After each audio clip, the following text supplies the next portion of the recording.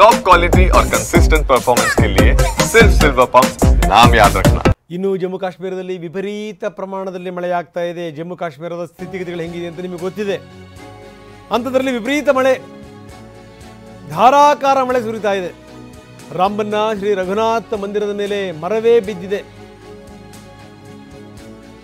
ದೊಡ್ಡ ಪ್ರಮಾಣದಲ್ಲಿ ಗಾಳಿ ಇತ್ತು, ಆ ಗಾಳಿಗೆ ಮರ ಉರುಳಿ ಬಿದ್ದಿದೆ. ಕಾರುಗಳು ಕೂಡ ಜಖಂಗೊಂಡಿವೆ.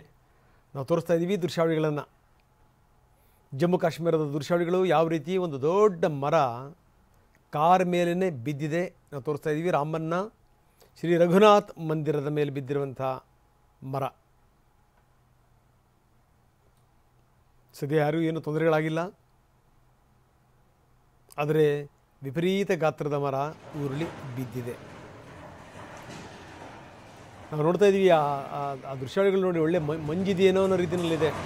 ಯಾಕೆಂದರೆ ವಿಪರೀತ ಮಳೆಗೆ ಇಡೀ ಜಮ್ಮು ಕಾಶ್ಮೀರದಲ್ಲಿ ಈ ಮೋಡ ಕವಿದಂಥ ವಾತಾವರಣ.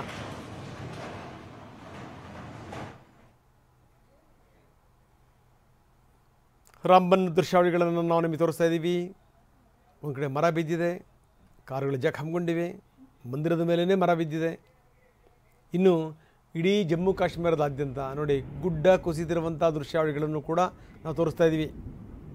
ಒಳ್ಳೆ ಬಾಂಬ್ ಬಿತ್ತೇನೋ ಅಂತ ಅನ್ನೋ ರೀತಿಯಲ್ಲಿದೆ. ಮೊದಲೇ ಕಣಿವೆ ಪ್ರದೇಶ, ಒಂದು ಕಡೆಗೆ ಏನಾದರೂ ಯಾವುದಾದ್ರೂ ಒಂದು ಕಲ್ಲು ಜಾರಿದ್ರೂ ಕೂಡ ಮುಗೀತು.